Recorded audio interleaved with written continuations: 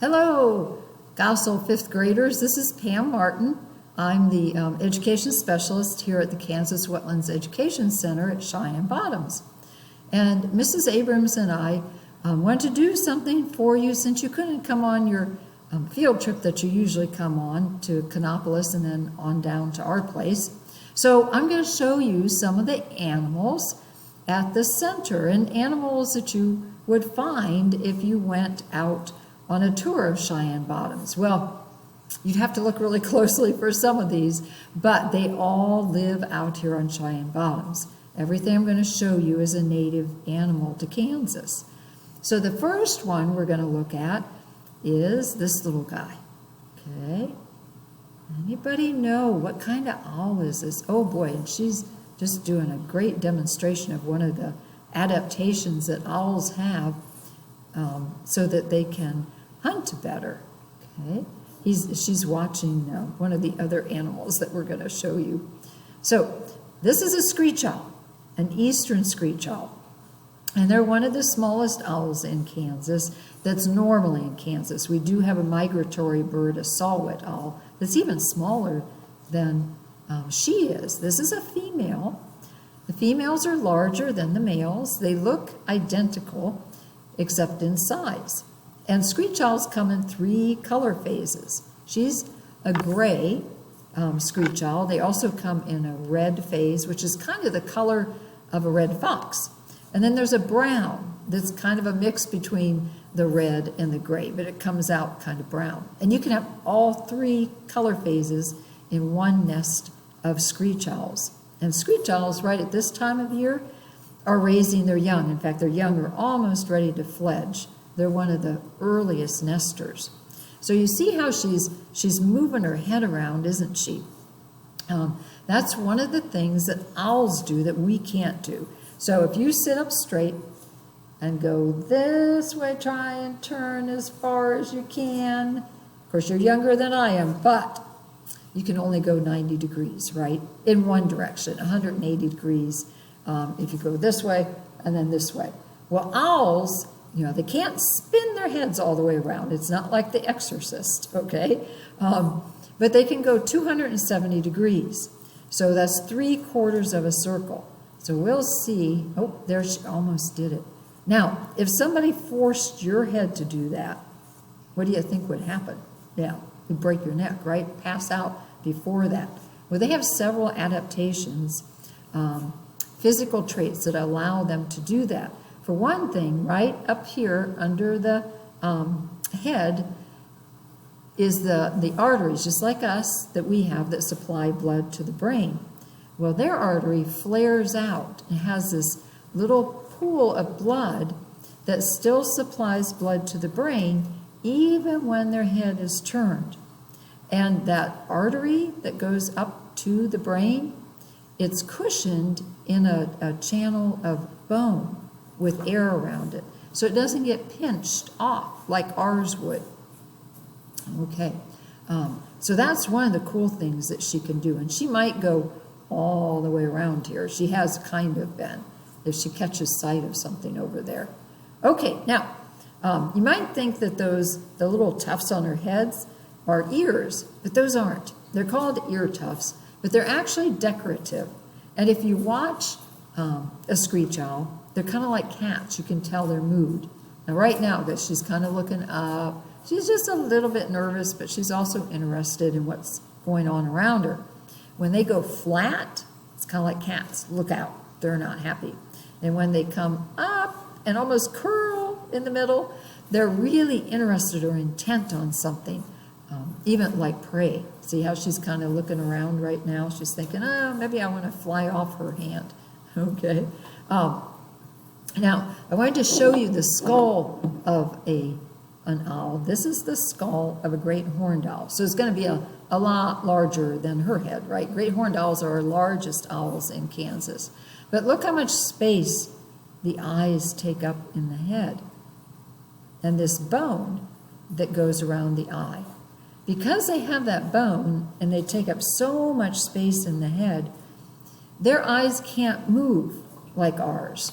Like I can sit here, look up, down, all around, She can't do that. So that's why they move their heads instead. That way they have these large eyes so that they have good night vision. They also have a membrane at the back of the eye so that when the light enters the eye, it bounces back out, and so they're using the light twice. And they have something, a little structure called rods. We have those too that gather light. They just have a lot more rods per square centimeter or centimeter of eye tissue than we do. So wonderful, wonderful night vision. Their ears are right about there. Now you can't see it, can you? That's because they're under the feathers. And they use those ears and the feathers, they can actually move the feathers around their ears so that they can home in on the mouse that they're trying to catch. And that facial disc that you see how around each eye, the feathers go out in a circle, don't they? So that's so that when the sound comes in towards her, it bounces off, it's deflected to the ear. Isn't that amazing? The one that has the largest facial, these are called facial discs, is the barn owl. It has that heart-shaped face, right?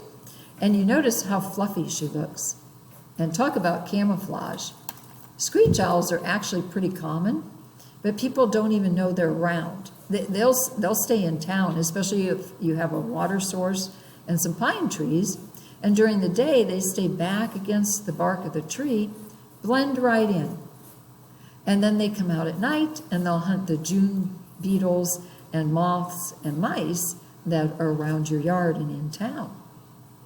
Okay, let's see. Another thing I wanted to show you is see if I can hold these and hold her too.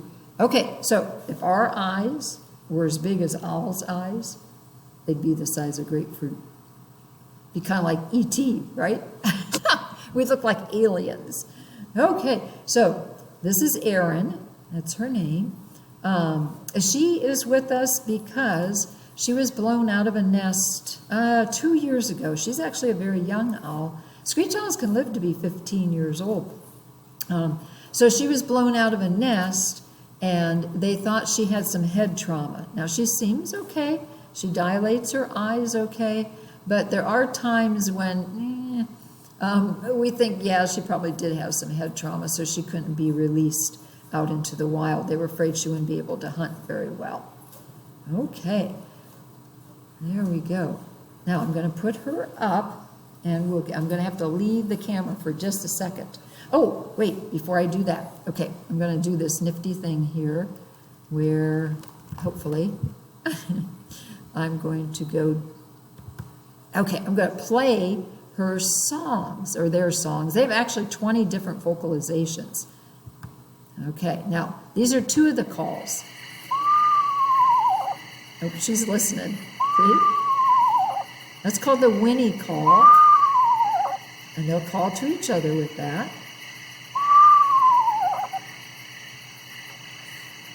That's going to pause. And this is the second call.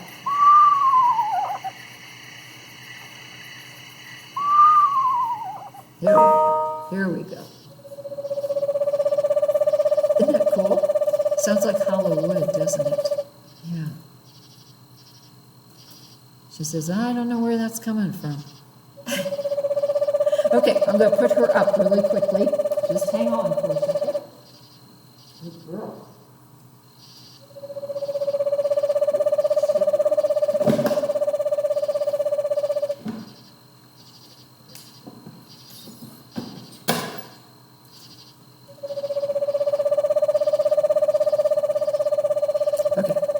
Stopped here. Oh, there. Okay, and we'll go back. Okay, now, the next animal, I think what we'll do, we're going to go to amphibians, which are frogs and toads and salamanders. And I have some tadpoles. This is tadpole season. You know, tadpoles are larval frogs and toads. Now, these guys, what do you think? What species of frog do you think these are from? Notice how big they are. Okay, you can see their mouths. Oh, you see them in and out, their eyes. This one, if you look really closely, it's got its back legs. You see that? But no front legs. So it still looks pretty much like a tadpole, which is kind of fish-like with a big long tail. And of course now he's got his legs. Oh, and there comes the other one. Just, oh, he went over here. Okay, now, you see the front legs too? Yeah, they literally pop those out. The other day I noticed they'll get this like elbow pointing out to the side. And he was like that, and I was watching him, all of a sudden, pop, it popped right out. It just kind of comes out of their skin. So these are bullfrog tadpoles. And of course, the female lays up to 22,000 eggs in the water. All frogs and toads and salamanders go back to the water to lay their eggs. And amphibian just means double life. So after the eggs hatch, you have a tadpole. And the tadpoles, it depends on the type of tadpole. The toads, like woodhouse toads, they only take a couple of months to develop into an adult, to go through the stages with, you know, first the back legs, front legs, the tail's absorbed, and then the gills take over and their mouths change, and they change from eating algae to eating insects. But with a bullfrog, that can take 1.5 to 2 years. So they're a bigger tadpole, they're bigger, and a bigger frog, of course. So that's why they take a little bit longer, because they're in larger bodies of water. Okay, now I have another amphibian to show you, and this guy is one of my favorite animals. And I washed my hands, so I'm not going to hurt him. Anybody know what this is? Isn't he pretty? It's a barred tiger salamander. Yeah, this is our state amphibian, and this is an amazing specimen. He's about as big as they get. They get about 12 to 13 inches long with their tail. And if you look at his mouth, see, they're always happy to see you. Now, just like frogs and toads, they go back to the water to lay their eggs, but their larval form's a little bit different. Of course, they've got, they have legs as soon as they hatch. They're just very, very small. And instead of internal gills, they have external gills. That means outside gills. And they're big and frilly. They look like dragons. And their coloration is more like the tadpole. They don't get this bright black and yellow until they are an adult. And so they grow, but they keep their tail. And of course, they've already got legs. What they do is they eventually absorb those external gills, just like a frog tadpole does. And they leave the water, and they're land-dwelling. And barred tiger salamanders are the largest land-dwelling or terrestrial salamander in the whole world. And we have them right here in Kansas. Cool, huh? They live underground, so a lot of people never see them. They're in the mole salamander family because they live underground. And he's thinking, oh gosh, I'm not sure I like this. You see his throat going in and out as he breathes, just like a frog or a toad, but they don't make any noises. The only time I've heard a salamander make a noise was kind of a whine when it was wounded. But other than that, they don't call like frogs and toads. Tiny little eyes, their eyesight is not the best. No teeth, just like toads. So what they do is they kind of just lay there and wait for a worm or a cricket to go by, and they lunge at it, grab it with their mouth, they shake it, and then they gulp it down. And they do have a sticky tongue, but it's not long like a frog or a toad. So I think I'm going to put him back now. Oh, and his bright color. What do bright colors usually mean in nature? Anybody know? Warning, right? And they do give off a irritant. Like now you can't see it on him, but if he was a wild salamander, I mean he came from the wild, but now he's used to being handled. You would start to see these little white droplets on his tail and along his back that kind of look like milk. And that's that irritant. So it's going to make him taste bad, and also it does burn and irritate your eyes. Like say you touch your eyes, and in fact I have some paper towels here, so I don't do that because I've done that, and it finally dawned on me that it was making my eyes itch and swell up, kind of like a balloon. So if you get it in your eyes, it's bad news. But just touching him, most people don't react to it. Okay, now we're going to move on to reptiles. And in my bag here, in my snake sack, this is a great way to keep a snake. Calms them down because it's nice and dark in there, and they can't get away because you've tied the top. And we're going to take her out. This is one of our prettiest snakes at Cheyenne Bottoms. And she's all curled up in here. There we go. Whoop. Are you figuring out what it is? It's not a rattlesnake, right? Or I'd be in trouble. This is a speckled king snake. Isn't she beautiful? This is a female. There she's checking out. She says, oh, what is in front of me? Bright red tongue, beautiful black and yellow scales. She is about 4 feet long. They're one of our bigger snakes. And speckled king snakes are in, of course, the king snake family. And the reason they're called king snakes is because they like to eat other snakes. And believe it or not, they're immune to rattlesnake venom. So they will catch and kill rattlesnakes. And they can actually catch and kill a rattlesnake that's larger than them. And you say, well, how in the heck could she eat a snake that's larger than her? Well, their stomachs are at least a third of the length of the snake. And their ribs, I'm going to show you a skeleton of a snake in a second, and you'll see what I mean. The ribs can expand. So what happens is the snake inside them is kind of like this, back and forth, because the ribs can expand. So they can actually eat a snake that's larger than them. Okay? She was sticking out her tongue, and I don't want to get caught in my shirt collar. I've had that happen, and then I have to try and extract them.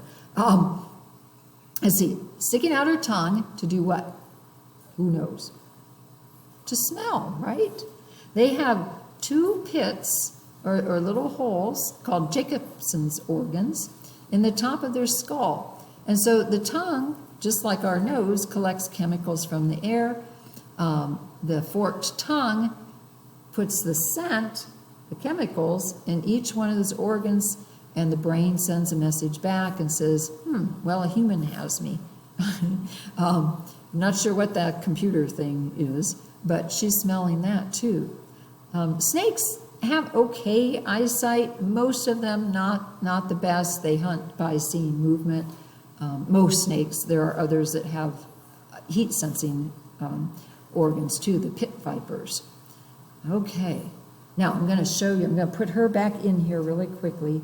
Yeah, okay. And king snakes are usually not aggressive. They tend to be one of the nicer, easier to handle snakes, okay? So we're going to, oh, there she goes. They never want to quite go in there.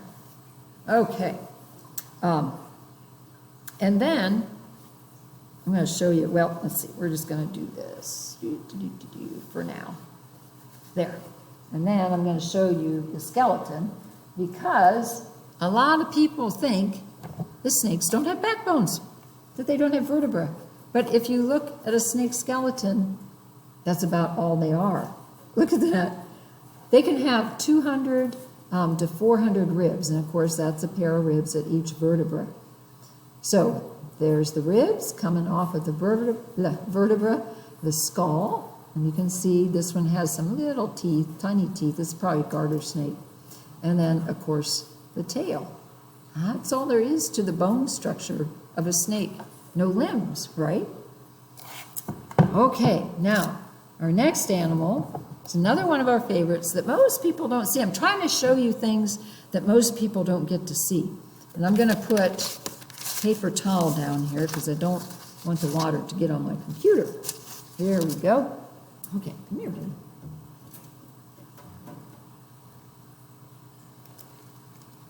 This is a spiny softshell turtle. And if you look at his shell, look at that. It's just skin, thick skin.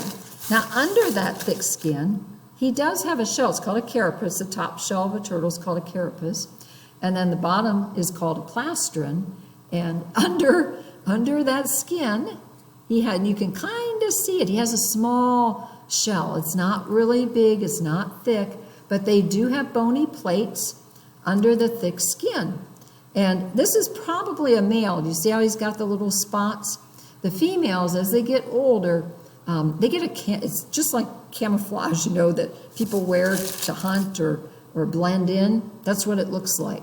So that's how you tell male and a female. I'm going to get his head as close as possible. Look at that. They have the coolest head, and look how webbed their feet are. They're very aquatic. That means they stay in the water almost their whole lives. They will come out to bask some, but not like a slider or a painted turtle.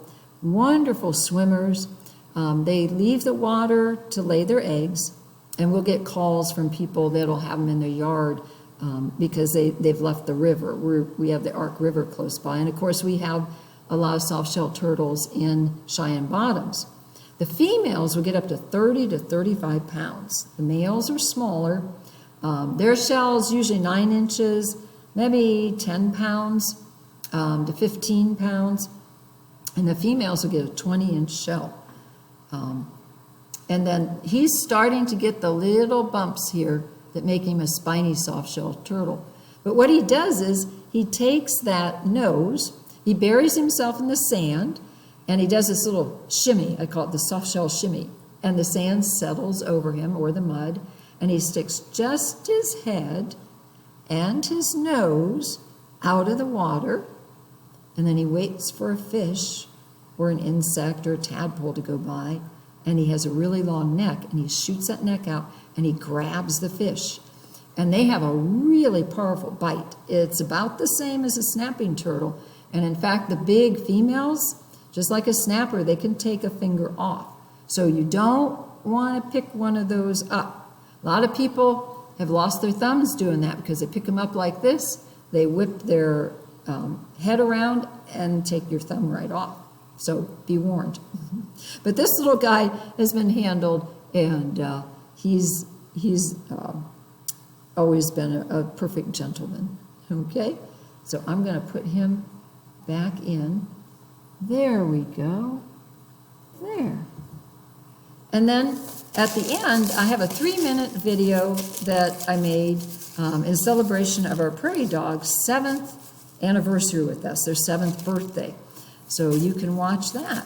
And hopefully sometime you and your family, when all this craziness is over, can come and see Cheyenne Bottoms. I invite all of you to come.